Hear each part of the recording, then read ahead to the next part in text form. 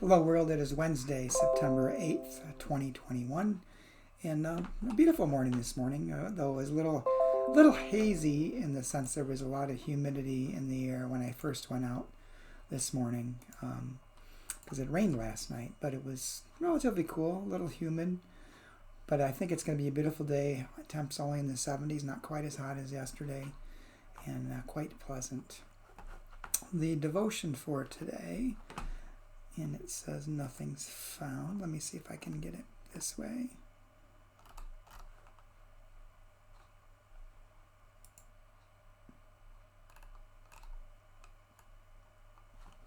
No, they don't have the one for today, so I'll have to read it from my other screen. So the devotion for today is entitled Ultimate Things by Kenneth Samuel. And Kenneth bases the devotion upon Psalm 73, verses 2 through 3 and 17, New Living Translation. I almost lost my footing, for I envied the proud when I saw them prosper despite their wickedness. Then I went into your sanctuary, O God, and finally understood the destiny of the wicked. And Samuel's devotion. I understand the emphasis upon living in the present. Obsessions with the future can rob us of the gift of the present, and the present is often diminished by edited recollections of the past. But there is also a danger with living so much in the immediate that we become oblivious to the ultimate.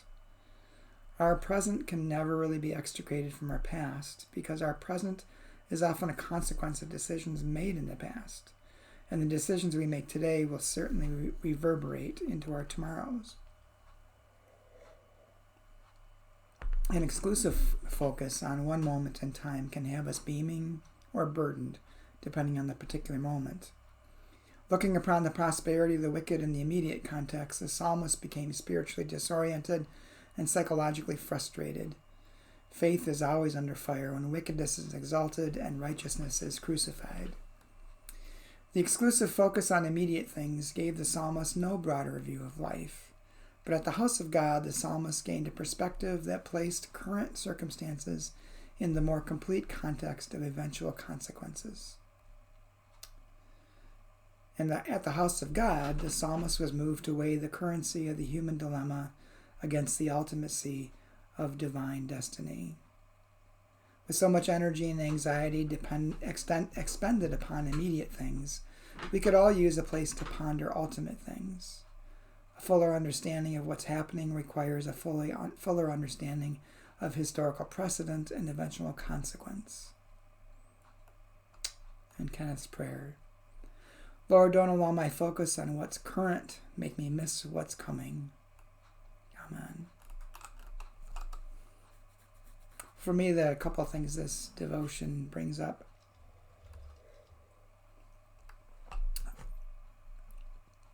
is, yes, I think it's important not to worry too much about the future or worry too much about the past. It is important to live in the moment. But I think it's also important to acknowledge that who we are and what we are is a result of our past. But we can overcome it or we can build upon it depending upon the perspective. But we shouldn't let the past kind of overwhelm us. And I think we also have to be cognizant of the future. I mean, worrying about the future isn't going to change it. Only direct action can have that kind of impact.